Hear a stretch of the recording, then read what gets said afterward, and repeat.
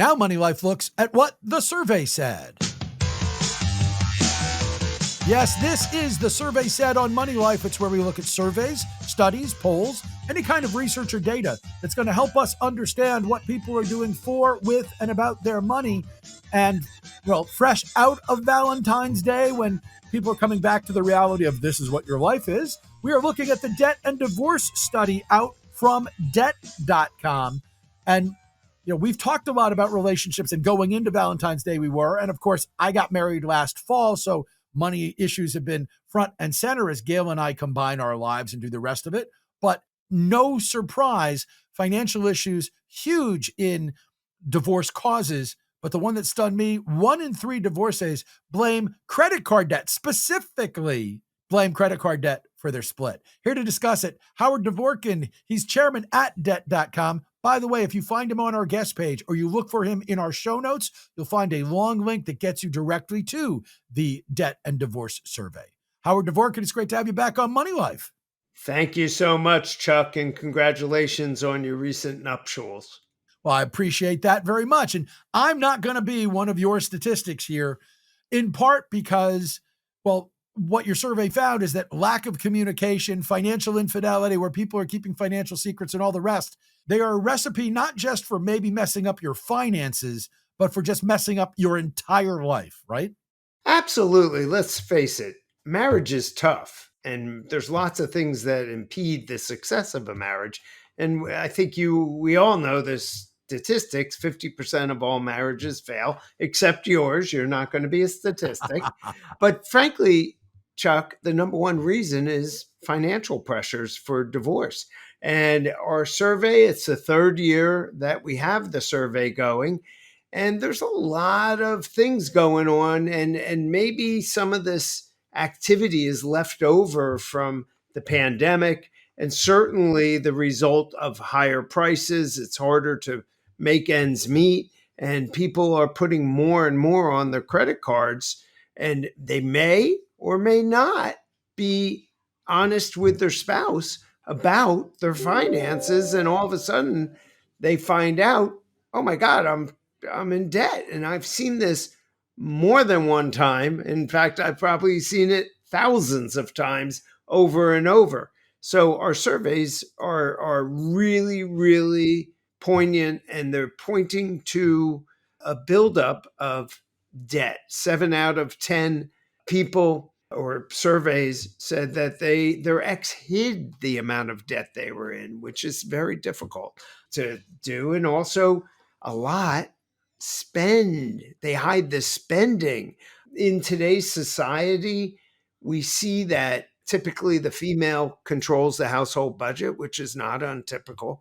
And all of a sudden, the husband wakes up after going to work and all that stuff, and he's in debt and he didn't know what was going on.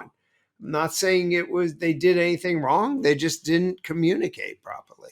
Well, and frequently that's about control issues and other things. I know, for example, a well-known financial journalist friend of mine who, when she was married, she had a credit card issue that was her dirty little secret. And by the way, you would know who this person is if I said her name, Howard, because you've been doing this for a long time and she's somebody who would have talked to you. And she told me, she said, yeah, I have a spending issue that is literally about control because of the way our finances work and the discrepancy in earnings and all the rest. I'm spending money because it allows me to control it. And that's its own sort of issue before it becomes oh, wait, I can't pay it off, which she could have easily paid it off. Right. So those are the things that you're looking at out of curiosity, because the statistics talk about how many marriages end in divorce and the rest. Do we know, do people clean it up? In other words, here we are talking with divorcees, but I'm a divorcee. Gail is a divorcee. Neither one of us necessarily had massive money problems in our past relationship, but do couples clean it up, or do they just get into the next relationship and they go back to the same bad habits? Do we even know? Well, the problem is it's the in-between. While you're married, you're only supporting one house, you're supporting the debts. When a breakup does take effect, all of a sudden you're supporting 2 households. You may be paying child support or alimony or both. So it's very expensive when you get divorced, and a lot of buildup on the credit cards happens because you got to furnish the house. You got to pay for the rent. You got to pay double utilities. So it's really a tough thing that goes on. That was one of the interesting things about the survey because almost 40% of the people say they now have sole responsibility for a debt that they once shared with their partner. And it's hard to imagine that that doesn't happen. It was 66% of women and 33% of men. But, in an equitable split, you're divvying up the debts as well. So you would think that in many cases you wind up with, What we see at Debt.com is a lot of folks, maybe one spouse is assigned to pay the bills, which they're jointly responsible for, and they end up not paying the bills and throw that burden onto the other spouse, even though a court says you have to pay these credit card bills. So that is a challenge. The other side is, and maybe it's because of gender inequality, women we have seen through this survey take on more debt than men. And I don't mean to sound chauvinistic, but maybe the men have a higher salary to be able to afford that than the women, or maybe the women are charged with the responsibility of caring for children. So that makes it even more difficult.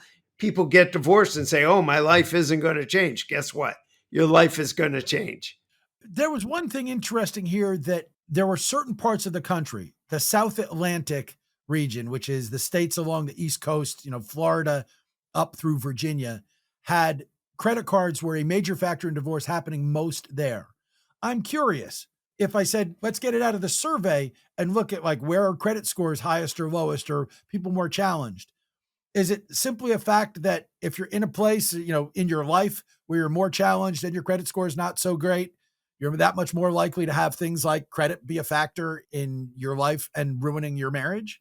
I mean, being based in South Florida, it is challenging because there's a need to drive the right car, to live in the right town, and it's almost as bad as California. There's a lot of show and flash and cash floating around down here. If you took Florida out, and by the way, 1,000 people are moving to the state of Florida every day. A lot of those people, I'm guessing, are thinking to start over and start a new life. So that gets them into trouble right there. If you took Florida out, my guess would be the higher cost states, the bigger money centers, New York, New Jersey, Boston, up and down the East Coast, Chicago, in the Midwest, and certainly California is all messed up, frankly.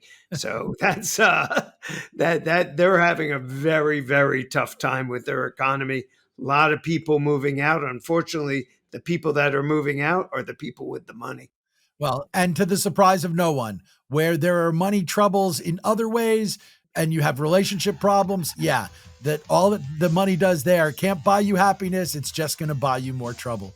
Howard, great stuff. Thank you so much for joining me. Let's talk again soon. Thanks so much, Chuck, for your time. It's always a pleasure. That's Howard Dvorkin. He's the chairman of Debt.com. If you want to learn more, well, not just the website, but the long link at our guest page and in our show notes. And by the way, Howard is on Twitter at Howard Dvorkin, Dvorkin.